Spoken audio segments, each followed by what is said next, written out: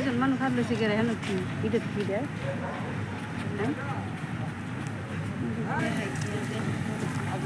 লাভ স্টোরিগুলো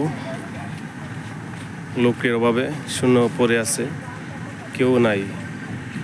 ভালোবাসার বাজার এখন দুম, কেউ আর লাভে বসে না, লাভকে কেউ বিশ্বাস করে না। দেখতেছেন পুরনো সেই গাড়িগুলা, একজনকে পাওয়া গেল লাভ স্টোরিতে।